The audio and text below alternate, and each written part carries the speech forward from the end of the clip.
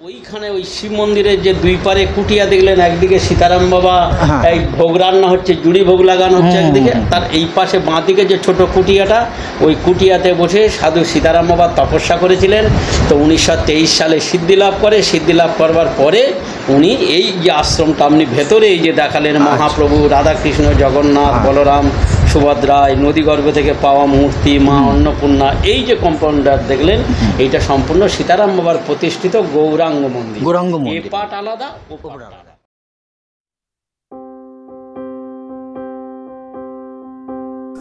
আমরা আগের ভিডিওতে দেখেছি বেগুনিয়ার মন্দিরগুলি।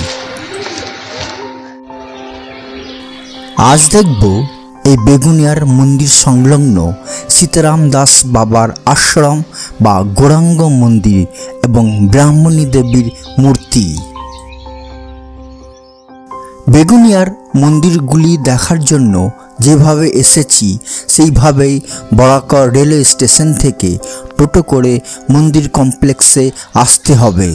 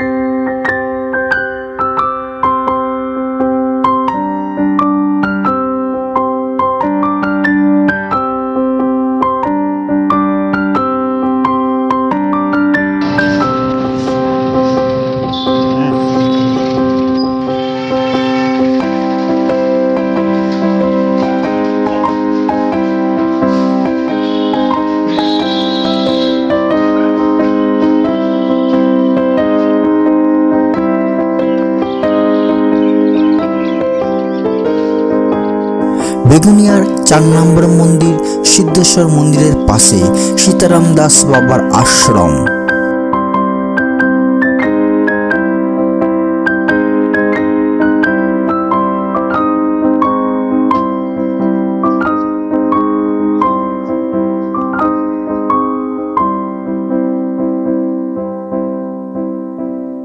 আশ্রমে প্রবেশ করে প্রথমে হরেকৃষ্ণ বাবার সঙ্গে আলাপ করলাম।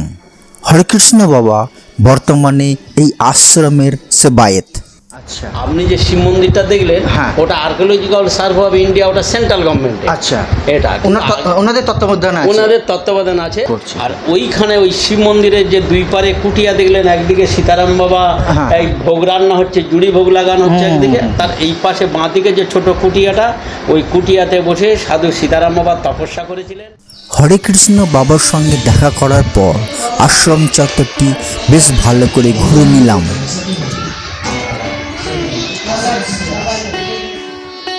দক্ষিণ 24 পরগনা জেলার জয়পুর নিবাসী সাধক সীতারাম বাবা 1331 সালে একটি দালান মন্দির নির্মাণ করে নিতাই গৌর বিগ্রহ প্রতিষ্ঠা করেন এই আশ্রমে।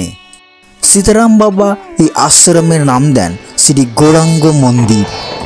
এই গৌরাঙ্গ মন্দিরে জগন্নাথ, বলরাম, সুভদ্রা, অন্নপূর্ণা, রাধাকৃষ্ণ, দুর্গা এবং হনুমানের বিগ্রহ দেখা যায়।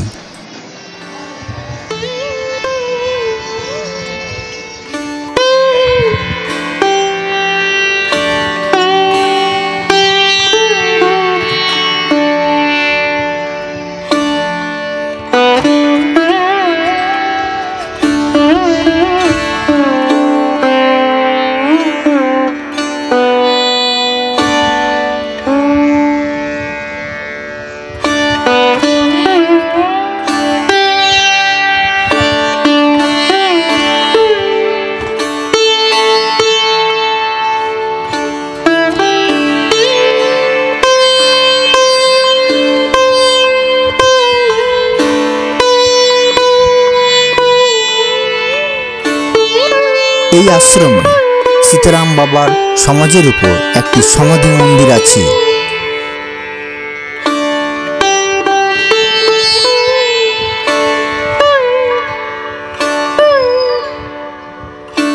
বরাকর এলাকার নদী খাত থেকে উদ্ধার হওয়া অনেকগুলি কুষ্টি পাথরের অসাধারণ মূর্তি এই আশ্রমে দেখা যায়।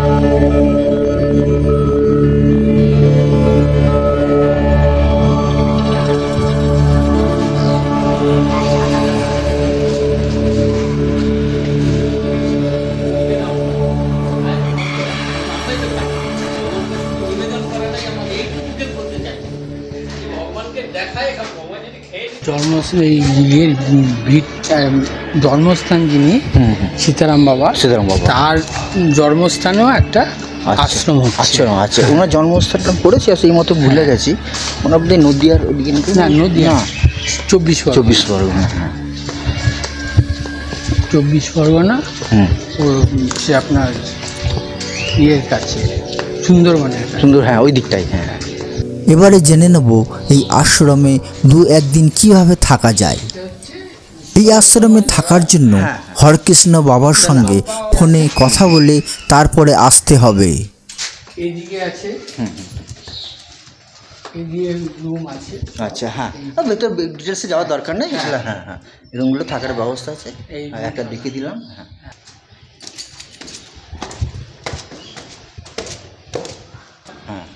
হ্যাঁ, একটা রুম খুললে একটা রুম আছে।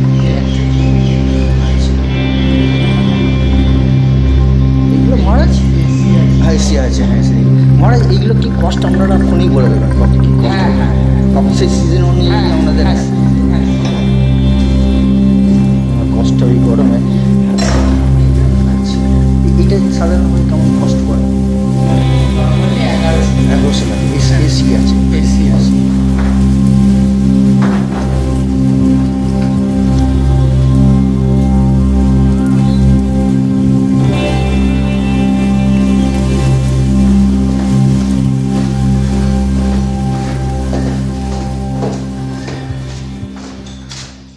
তো 1923 সালে সিদ্ধি লাভ করে। সিদ্ধি লাভ করবার পরে উনি এই যে আশ্রমটা আপনি ভেতরে এই যে দেখালেন, মহাপ্রভু রাধাকৃষ্ণ, জগন্নাথ, বলরাম, সুভদ্রায় নদীগর্ভ থেকে পাওয়া মূর্তি, মা অন্নপূর্ণা, এই যে কম্পাউন্ডার দেখলেন এইটা সম্পূর্ণ সীতারাম বাবার প্রতিষ্ঠিত গৌরাঙ্গ মন্দির। মহাপ্রভুর ভাবাদর্শে এই মন্দির। আচ্ছা, অনেকটা মিল আছে নবদ্বীপের সমাজ বাড়ির সঙ্গে।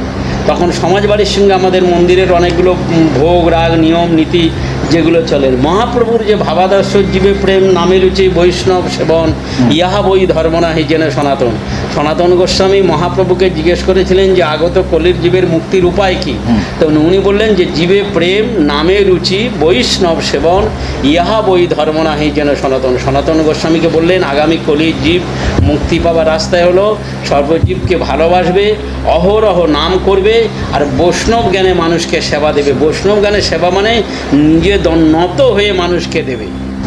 সেই পদ্ধতিতে এখানে সেবা প্রতিদিন ভান্ডারা চলে। আপনার চোখের সামনে জিনিসগুলো এলো, তো ওরা জানে এখানে ভান্ডারা হচ্ছে, এখানে লোকজন আসে, সাধু সন্ত অতীত ফকির যে আসে ফ্রিতে 12টার আগেই এলে ফ্রিতে তাদেরকে প্রসাদ দেয়, কোনো মূল্য কোনো কিছু লাগে না। কিন্তু আগে বলে দিলে বেশি লোক হলে তখন সুবিধা হয় ব্যবস্থাপনা, তা নাহলে এলে যেমন হোক তাকে প্রসাদ দিতে হবে। এই মন্দিরে ভান্ডারা চলে আর প্রতিদিন নাম আছে।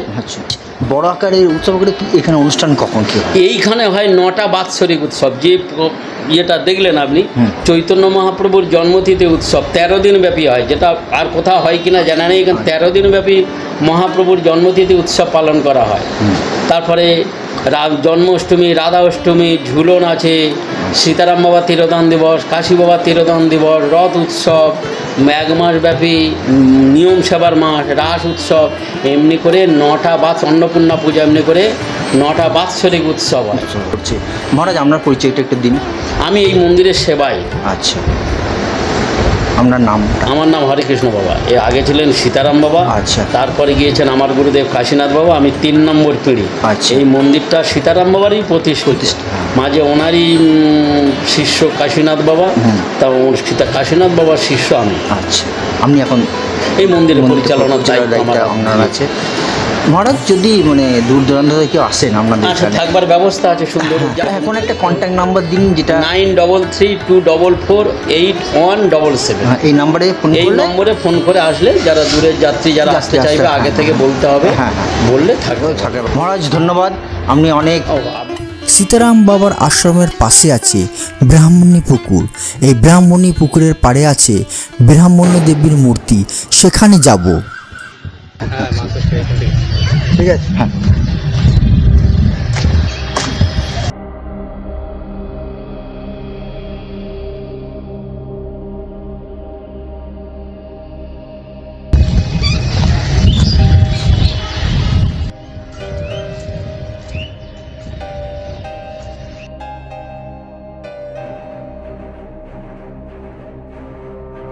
ব্রাহ্মণী পুকুরের পাড়ে গিয়ে দেখলাম বেলে পাথরের একটি নারী মূর্তি শায়িত অবস্থায় আছে।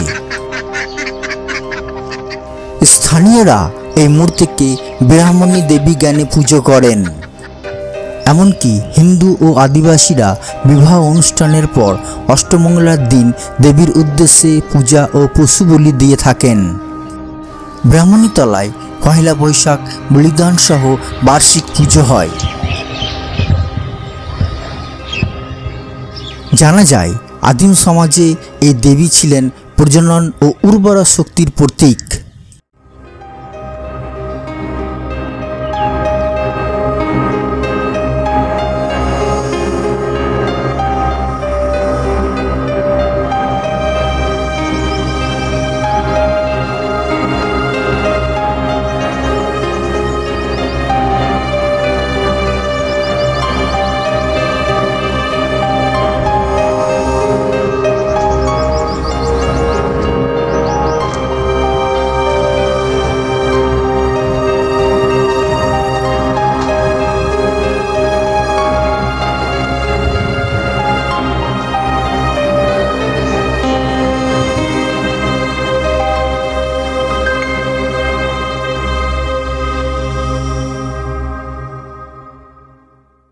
সীতারাম দাস বাবার আশ্রম বা গৌরাঙ্গ মন্দির এবং ব্রাহ্মণী দেবীর মূর্তি দেখা হলো। এখন বাড়ি ফেরার পালা।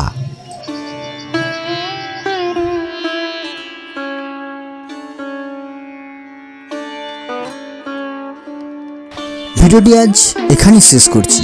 আমার ভিডিওটি যদি আপনাদের ভালো লাগে অবশ্যই বেশি বেশি করে কমেন্ট করবেন, শেয়ার করবেন, সাবস্ক্রাইব করবেন। ধন্যবাদ।